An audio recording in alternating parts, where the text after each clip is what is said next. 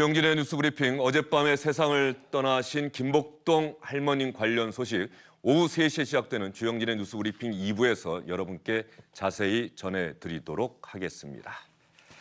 정치권 소식으로 주영진의 뉴스브리핑 본격적으로 문을 열 텐데요. 황교안 전 국무총리가 다음 달 27일에 있을 자유한국당 전당대회에 당대표 경선에 출마하겠다고 오늘 공식적으로 선언했습니다.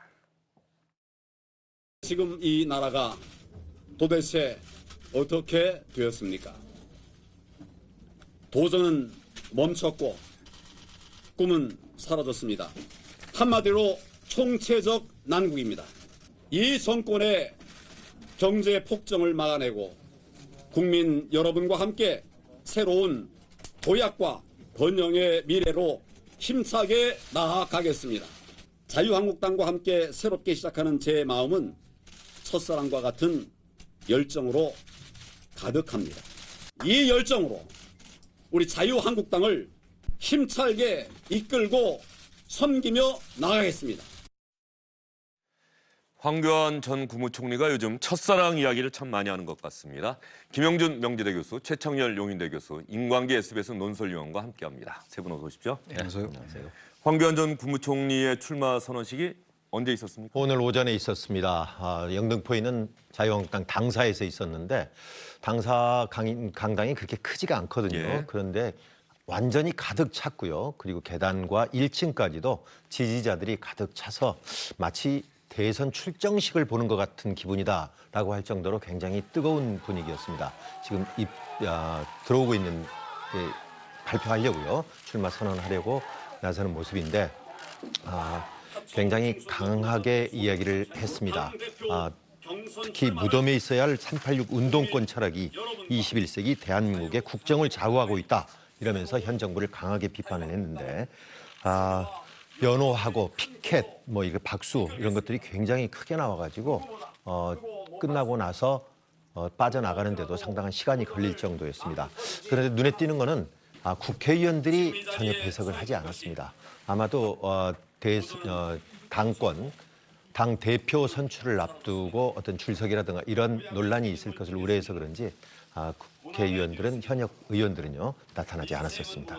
황교안 전 총리가 과연 당대표 경선에 출마할 자격이 있느냐, 책임당원이 아니기 때문에 출마 못하는 것 아니냐는 얘기가 많았었는데 오늘 그 선관위 관련한 선관위에서 논의가 결정되기 전에 출마 선언 먼저 한 거죠? 그렇습니다. 그 오전에 선관위에서 박관용 전 국회의장이 선관위원장인데 거기에서 회의를 했습니다. 9명들이 모여가지고 전체 회의를 했고 선언을 한 뒤에 기자회견을 갖고 박관용 선관위원장이 문제가 없다. 그래서 황교안, 오세훈 출마 허용에는 선관위의 판단으로는 문제가 없다 하는 얘기를 했습니다. 그래서 이런 것들을 비대위에서 받아줄 것으로 보인다. 그래서 논란의 여지가 없다라는 식으로 상당히 쐐기를 박는 듯한 기자회견을 했습니다. 예, 논란은 있었습니다만은 자유한국당 입장에서는 불가피한 선택이었지 않을까 그런 생각이 듭니다.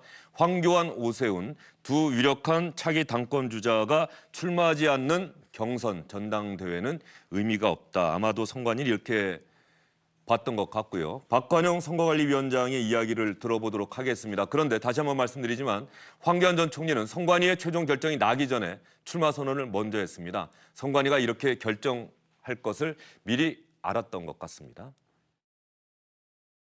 2019년 자유한국당 제3차 전당대회 당대표 및 최고위원 선거의 후보 등록 신청자는 경선 기타금을 납부하고 입당원서 또는 당비 정기 납부 출금 이체 신청서를 제출한 후 당원 당규 규정에 따라 입당한 경우 당원 규정 제2조 제4항에 따라 비상대책위원회에서 책임당원 자격을 부여하는 내용을 의결해 줄 것을 요청합니다.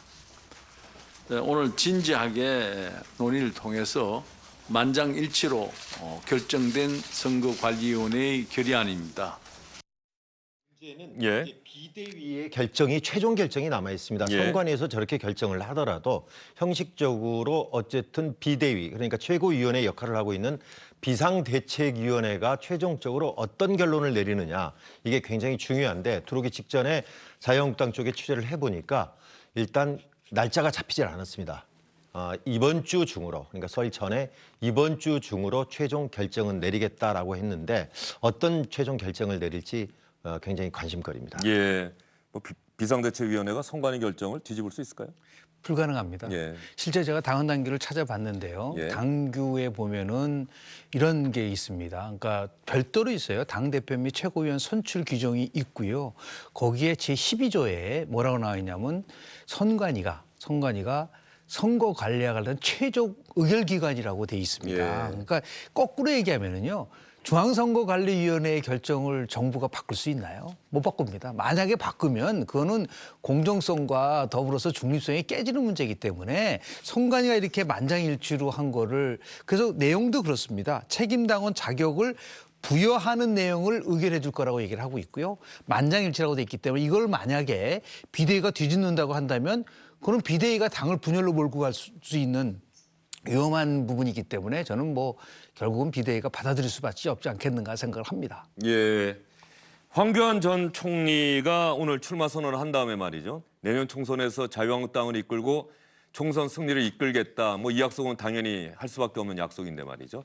기자들의 질문에 이런 생각을 밝혔는데 특히 현 정부의 핵심에서 일하고 있는 사람들을 겨냥한 발언을 참 많이 했습니다. 들어보시죠. 고통과 불안의 뿌리에 문재인 정권의 폭정이 있습니다. 무덤에 있어야 할 386 운동권 철학이 21세기 대한민국의 국정을 좌우하고 있습니다. 철진한 좌파 경제 실험인 소득주도 성장이 이 정권의 도구마가 되었습니다. 자유한국당의 당대표가 되기 위해서는 지금 방금 들으신 말씀처럼 말이죠. 예. 기본적으로 이념 문제를 부각시키는 것. 이게 가장 지름길인 모양이죠. 아마 지금 이제 당내 경선이니까 이제 그 수구 보수라고 전 보수라는 표현 참 잘못됐다고 보는데 수구 세력이라고 저는 봅니다. 아직은 저는 개인적으로 그 수구 세력을 결집하지 않으면 이길 수 없다는 판단을 한 것 같아요. 지금 당 대표 경선 출마 선언을 하는데 무덤에 있어야 할 386 운동권 철학 이런 단어를 썼다라는 게 상당히 뭐 전략적으로 이런 단어를 쓴 거라고 보이긴 보입니다만 어떻게 보면 이건 뭐 좌파 경제 실험 이런 얘기는요 색깔로는 좀 부추기 있는 것 같아요. 저는 그래서 황교안 전 총리가 정말 어떠한 그 인식을 하고 있는지 잘 모르겠어요. 또 하나 아까 잠깐 그 얘기 지나간 것 같은데요.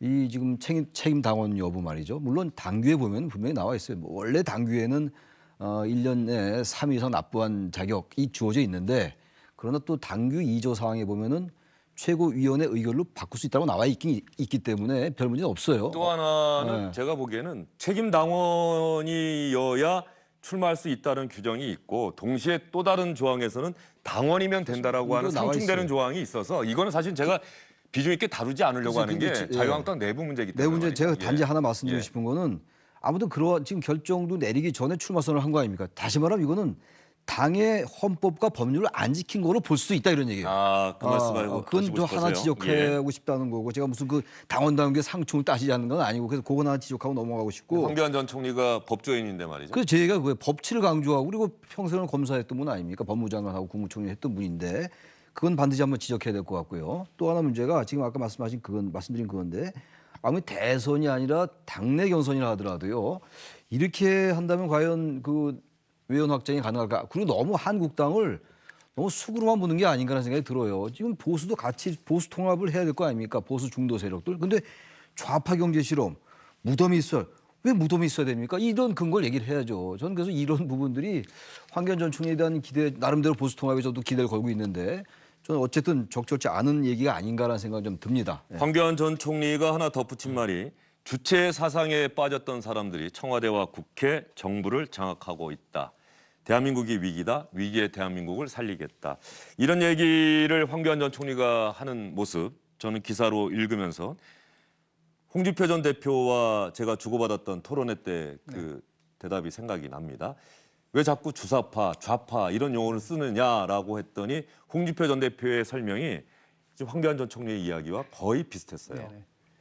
지금 두 가지 먼저 말씀을 예. 좀 드리겠는데요. 저는 최 교수님 보수 세력을 전부 다 수구 세력으로 그렇게 아니 잠깐 그건 아니고 단지 아니 그렇게 들을 수 요건 제가 그러니까 처음에 말씀을 아니, 좀 그런 의도 안 그렇게 그분은 아니다라고 잠시만요. 저는 아닐 거라고 봅니다. 예. 왜냐하면 간단하게 말씀해 간단하게 주세요. 그게 아니라 정리하세요. 예. 황교안 전 총리가 결집하는 세력이 저는 수구 세력이 아닌가라는 생각이 든다는 의도로 말씀드린 것이지 어떻게 한국당 그래서 제가 아까 그랬잖아요. 한국당 내는 다 보수 수구가 아닌데도 불구하고 왜 황교안 전 총리가 그렇게 생각하느냐라고 우려된다는 얘기를 했던 것이고 예, 알겠습니다. 한국당 내가 거기까지. 절대 보수 그 말이 안 되는 최 교수님 얘기예요. 설명 들었고요. 네, 진보와 보수 가치는 다 소중한 겁니다. 그래서 보수 세력을 무조건 수구 세력으로 등치하는 것은 아니라는 거 먼저 말씀을 좀 드리고요. 왜 그러냐면은 지금 보통 보면은 당대표 경선 그 룰을 보면은 당원이 70%고 그리고 국민이 30%입니다. 예. 그러니까 선거에 임한 사람 입장에서 보면 당연히 이제 전략적인 되는 표가 쪽을, 되는 쪽으로 예. 가는 부분이 있는데 이거는 이제 두 가지 면에서 말씀을 좀 드리겠는데요. 당대표 경선을 해서 지금 황교안 총리는 전 총리는 뭐라 했냐면 총선에서 제일 압승을 하겠다고 그렇게 얘기를 하잖아요. 그러면 지금 얘기하는 것보다는 훨씬 더 국민들이 요구하는 시대 정신과 비전을 더 많이 포함시켜야 되는 겁니다. 그러니까 지금에 대한 현 정부에 대한 실정이라든지 여러 가지 비판하는 거는 당연히 포함될 수 있지만 그게 50%라고 한다면은 미래에 대한 시대 정신과 비전도 같이 50% 균형을 맞춰야지만이 나름대로 뭐 당대표도 되고 총선에 임할 수 있는 것이지 모든 것을 다 전체적으로 이제 그 투쟁 쪽으로만 가져간다고 한다면 예를 들어서 나름대로 그 설득력이 약할 수가 있기 때문에 다만 지금 이제 뭐 입당한 지 한 2주밖에 안 되니까 강한 대여 투쟁의 이미지를 보여주기 위해서 이제 그런 부분도 있지만 앞으로 당대표 경선 과정 속에서는 좀 더 새로운 이미지로 접근을 해야지만이 되지 않을까라는 걸 좀 개인적으로 생각을 합니다. 예. 출마 선언문에서 이렇게 밝혔고요. 기자들의 질문에 대한 대답을 통해서 황교안 전 총리가 과연 어떤 생각을 밝혔는지 기자들의 관심사는 주로 어디에 집중이 됐습니까? 일단 물어본 것들이 꽤 있습니다. 박근혜 정부 출범 전부터 뭐 최순실을 알고 예. 있었느냐 하는 것들이 있었고요. 한겨레 신문 보도가 나왔었죠? 그렇습니다. 예. 그리고 태극기 부대에서 탄핵 칠적들 그러니까 이른바 탄핵을 주도했던 사람들에 대한 그건 같이 갈 수가 없는데 그거에 대해서는 어떻게 생각하냐라든가 이런 것들에 대해서 질문을 했는데 특히 태극기 부대에 대한 황교안 전 총리에 대한 입장 그거는 상당히 지금 앞서 교수님들이 말씀하셨지만 당내 경선에서 자기의 튼튼한 지지 기반 세력인 이 보수 쪽에서도 우 쪽에서도 상당히 우쪽으로 가 있는 사람들 그 사람들을 버리고 갈 수도 없는 거고요. 그렇기 때문에 다 끌어안는다는 표현들을 상당히 두루뭉술하게 이야기를 했었습니다. 그래서 모두가 이 사람들도 얘기하고 대화하고 소통하면 역시 길이 만들어질 것이다 이렇게 이야기를 했고요. 예. 그래서 극보수에서 중도보수까지 모두 이 보수 대통합을 끌어안아야 된다. 이런 것들에 대한 것에 상당히 방점을 많이 뒀습니다. 예, 지금 황교안 전 총리가 출마 선언할 때 입장하는 장면이 나오고 있는데 젊은이들의 모습도 보이고요. 상당히 많은 지지자들이 열렬하게 황교안 전 총리를 환영하는 그런 모습을 볼 수가 있는데 붉은색이 자유한국당의 상징색이 됐는데 말이죠. 예전 같으면은 지금 황교안 전 총리가 그렇게 비판에 맞이하는 이른바 좌파 주체 사상을 가졌던 사람들 이 사람들 상징할 때 우리가 흔히 붉은색 쓰고 그래서 빨갱이라고 부르고 이랬었는데 지금 자유한국당의 저 모습 보면서 붉은색을 상징으로 쓰면서 좌파 이야기를 많이 하는 지금의 자유한국당 모습 보면서 참 많이 변했다는 생각도 좀 듭니다. 새누리당을 만들면서 당시 파란색을 빨간색으로 바꿨었던 부분 있지 않습니까? 그게 시작은 실은 박근혜 대표 시절에 썼었던 부분들이고요. 다만 거기서 관심 있게 될 부분은 색깔이 아니라 그 당시에요. 박근혜 그 대표죠. 후보가 비상대책이죠. 이 2012년에 당을 만들면서 당시에 경제민주화를 수용하겠다. 또 나가서는 맞춤형 복지를 가져가겠다. 그러니까 보수의 시각에서 진보의 가치에 관심을 가졌다는 게 더 중요한 겁니다. 마찬가지입니다. 대한민국의 보수는 정말 국민들 앞에 나가서서 지지를 얻기 위해서는 과거보다는 미래지향적인데 무조건 진보를 배격하는 것이 아니라 보수의 시각에서 진보의 가치를 어떻게 끌어들일 수 있냐라고 하는 진보적 우파의 길, 즉 제3의 길을 가야 된다라는 말씀을 좀 드립니다. 예. 황교안 전 총리가 기자들의 질문에 답변하는 모습도 여러분께 보여드리도록 하겠습니다. 조금 전에 인광기 논설위원이 잠깐 설명을 해드렸습니다만 과연 최순실 씨 지난 2012년 대선 때도 알고 있었던 건지 아니면 그 다음에 알았던 건지 아니면 전혀 몰랐던 건지 그리고 태극기 부대에 대해서 황교안 전 총리는 어떤 생각을 갖고 있는지 여러분 함께 보시죠. 황 전 총리님이 그 녹취록에서 이제 이름이 나왔거든요. 혹시 최순실 씨랑 그 전에 알았는지? 전혀 그런 사실 없습니다. 2012년도에 제가 최순실이라는 사람을 알지도 못했고 그런 캠프 얘기는 제가 전혀 관여된 것이 없어요. 그러니까 제 태극기 부대에서는 탄핵 실적에 대한 입장 정리가 없으면은 보수 통합은 힘들다 이렇게 얘기하는데 그 태극기 세력이라고 하는 그 분들도 그동안 정말 우리 나라를 지금 여기에 이르도록 헌신하고 봉사하신 귀한 분들입니다. 얘기하고 대화하고 소통하면 역시 길이 만들어지리라고 생각합니다. 예, 황교안 전 총리의 생각 여러분 잘 들어보셨지요? 황교안 전 총리 오늘 출마 선언하는데 황교안 전 총리 입장에서는 대단히 반가운 소식도 하나 들어와 있습니다. 여론조사 기관에서 차기 대선 주자 지지도 조사를 했는데 황교안 전 총리가 1등을 차지했네요. 네, 인광기 위원. 그렇습니다. 리얼미터에서 조사를 했고요. 21일부터 25일까지 19세 이상 2,500여 명을 조사를 했는데 이게 한 달에 한 번씩 하거든요. 그래서 12월에 조사했던 거에 대비해서 황교안 전 총리는 3.6%포인트가 오른 17.1%였고요. 이낙연 총리는 1.4%포인트 오른 15.3%로 2위를 차지했습니다. 물론 오차 범위 내에서 1, 2위라서 큰 의미는 없습니다만은 일단 지난해 8월 조사를 시작한 이후에 황 전 총리가 1위로 올라간 것이 처음입니다. 예. 반대로 이낙연 총리가 2위로 떨어진 것도 처음이고요. 다시 말해서 이낙연 총리가 계속해서 1위를 해오다가 처음으로 역전됐다 하는 그런 수치의 오차 범위 내지만 그런 수치에 일단은 의미를 둘 수 있을 것 같네요. 최 교수님이 정치권에도 오래 계셨고요. 네. 또 학생들 가르치시면서도 정치권에 대한 관심은 놓지 않으셨는데 지금 재밌는 건 전현직 총리가 차기 대선 주자 지지도에서 1등, 2등을 기록하고 있다. 물론 아직도 3년이나 남았기 그럼요. 때문에 네. 지금 이게 뭐 아주 유의미하다 이렇게 말씀드릴 수는 없겠습니다만 그런데 재밌는 건 말이죠. 국무총리 출신이 대통령이 된 적이 있습니까? 한 번도 없습니다 지금. 왜냐하면 제 기억으로는 이제 고건 총리가 생각이 나고 이회창 총리, 예. 이홍구 총리, 이수송 총리 전부 대권에 도전했던 분들이에요. 가장 가까이 갔던 사람이 이회창 총리죠. 전 총재죠. 고건 예. 총리 뭐 전 총리입니다 물론 고건 전 총리도 지지율이 뭐 굉장히 초반에 2007년 1월에는 거의 1위를 차지했는데 압도적이었죠. 그리고 오랫동안 그 지지율을 유지했었고 그리고 사실 뭐 고건 전 총리는 캠프도 만들어졌었고요. 고건 전 총리 스스로가 상당한 대권에 이제 관심을 가졌었고 그리고 이회창 총리 말할 것도 없고 이용구 전 총리 같은 경우도 1997년이요. 구령에 들고 이랬단 말이죠. 근데 어쨌든 총리 하셨던 분이 저기 연이어 1, 2위 한 건 제가 보지 못한 것 같아요. 근데 아무튼 지금 이낙연 총리 같은 경우는 같은 총리라 하더라도 정치권에 계셨던 분이기 때문에 단지 지금 말하는 그런 패러다임으로 볼 때 그런 총리하고 좀 다른 것 같아요. 황교안 전 총리는 관료 출신이고 그러니까 제가 말씀드린 그런 부분과 좀 맥락이 맞는데 물론 이회찬 전 총리도 국회의원 했었죠. 예. 이용구 전 총리도 이제 비례대표 국회의원 하셨었는데 근데 문제는 이낙연 총리 같은 경우는 그렇지 않다는 얘기예요. 그래서 그건 단순하게 총리의 맥락에서 파악하기 좀 어려울 것 같고요. 아까 여론조사 보니까 지금 이 황교안 전 총리가 1위를 했는데 물론 오차범위 냅니다만 최근에 황교안 전 총리에 대한 보도 건수가 굉장히 많아졌어요. 특히 이제 여러 가지 민주당이나 이 집권 세력이 상당히 뭐 난조에 빠진 게 분명히 있었잖아요. 최근에.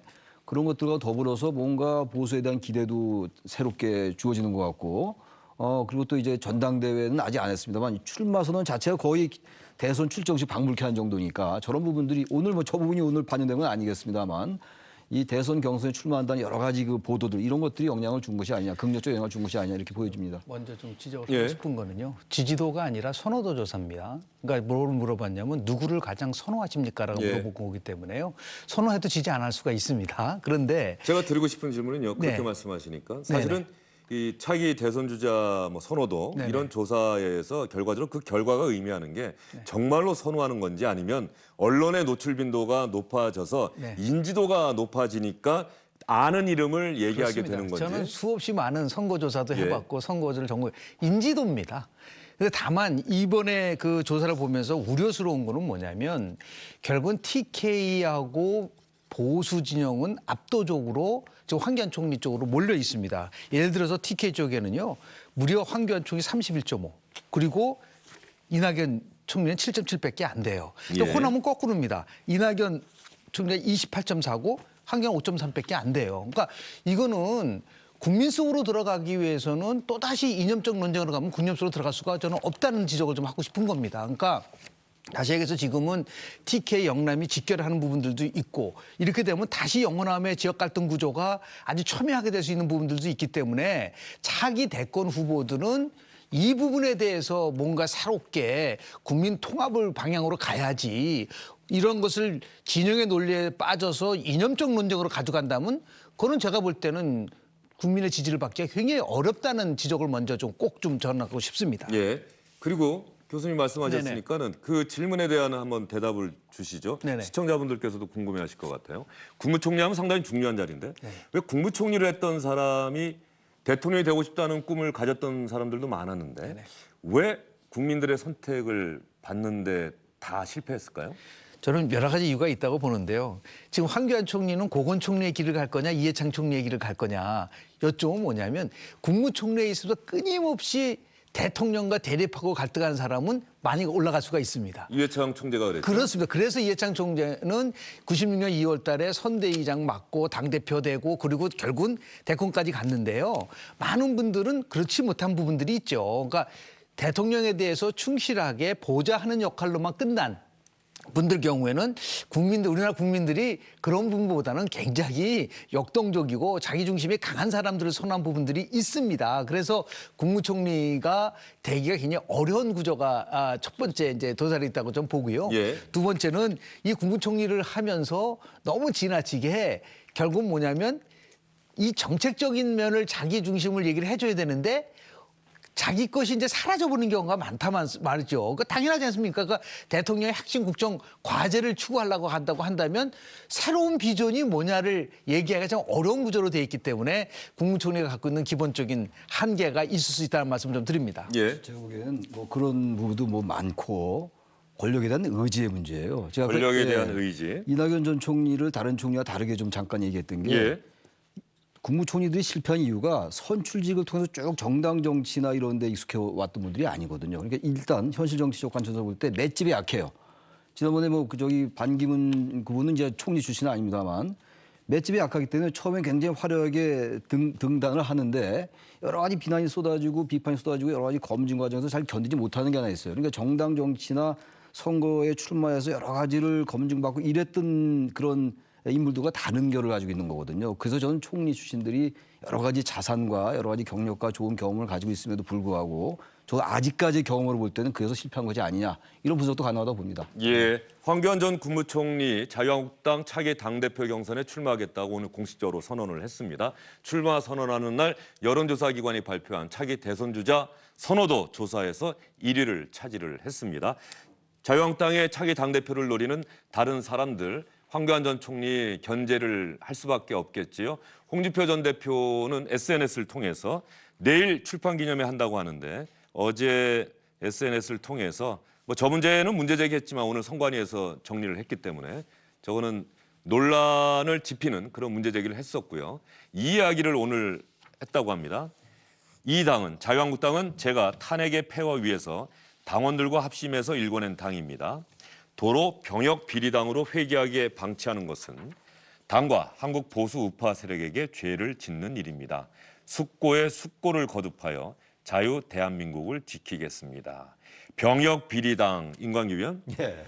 황교안 전 총리가 병역을 이행하지 않았다. 군대를 다녀오지 않았다. 이 부분을 노려서 한 얘기 같아요. 네, 뭐 만성 단마신이라고 예. 하나요? 그 피부병 관련인데 그래서 군대를 갔다 오지 않았다는 것을 집중 공격을 한 그런 포인트인데요.